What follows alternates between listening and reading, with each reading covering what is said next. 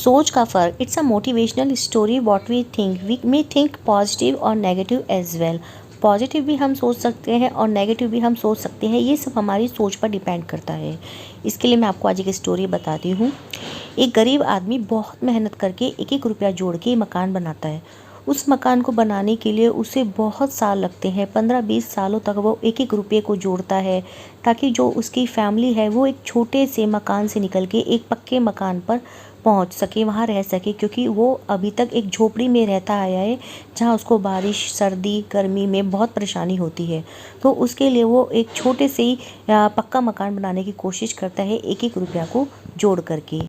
और आखिरकार एक दिन ऐसा भी आता है कि जिस दिन उसका मकान बनके तैयार हो जाता है, जिस सपनों के घर में वो जाना चाहता है, अब वो क्या करता है कि वो एक पंडित से सही मुहूर्त निकलवा करके कि किस दिन उस मकान में गृह प्रवेश करे, वो दिन तय कर लेता है।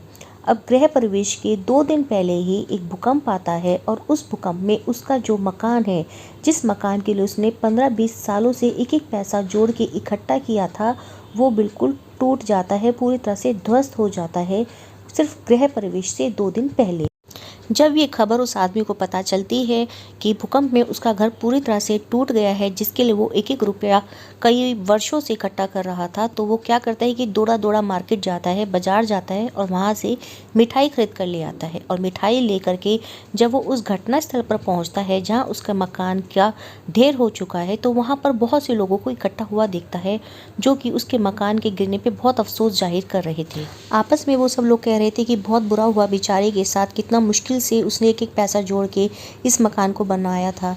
इस तरह से लोग आपस में बात कर रहे थे। जब आदमी पहुंचता है तो वो क्या करता है कि अपने झोले में से मिठाई निकालकर सबको बांटने लगता है। जब वो सबको मिठाई बांटता है तो सब लोग बड़े हैरान हो जाते हैं और उसे बड़ी हैरानी से देखते हैं। तभी उसका एक मित्र उससे कहता है, अरे तुम पागल तो नहीं हो गए हो, तुम्हारा घर गिर गया और तुम जीवन भर की कमाई तुम्हारी बर्बाद हो गई है भूकंप में, और तुम खुश होकर के मिठाई बांट रहे हो। तभी वो आदमी मुस्कुराता है और कहता है कि तुम सिर्फ इस घटना का एक साइड देख रहे हो, नेगेटिव साइड तुम इस घटना का देख रहे हो, और इसका जो पॉजिटिव साइड है वो तुम्हें दिखाई नहीं दे रहा है। ये तो बहुत अच्छा हुआ कि मकान आज ही गिर गया। अगर सोचो कि ये मकान 2 दिन बाद गिरता, जब हम इसमें गृह प्रवेश कर चुके होते, तो मेरी पत्नी और मेरे बच्चे हम मारे जा सकते थे, तो कितना बड़ा नुकसान होता। मकान का क्या है, मकान तो मैं दोबारा भी बनवा सकता हूँ, पर क्या मेरे पत्नी और मेरे बच्चों को मैं वापस ला सकता था अगर वो इस हादसे का शिकार हो जाते? नहीं, मैं डिप्रेशन का शिकार हो जाता और तब मेरे पास दोबारा से मकान बनाने की वजह भी ना बचती।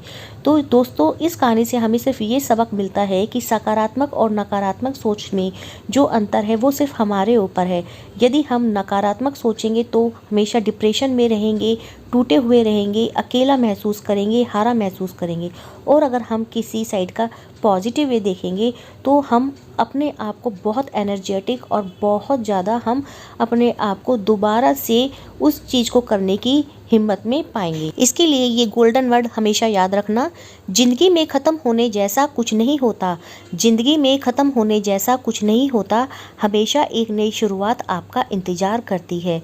तो फ्रेंड्स, हमारे ऊपर डिपेंड करता है कि हमें अपनी थिंकिंग कैसे रखनी है। आई होप आपको ये मोटिवेशनल स्टोरी बहुत अच्छी लगी होगी, और मेरे इस वीडियो को लाइक करना, शेयर करना ना भूलें।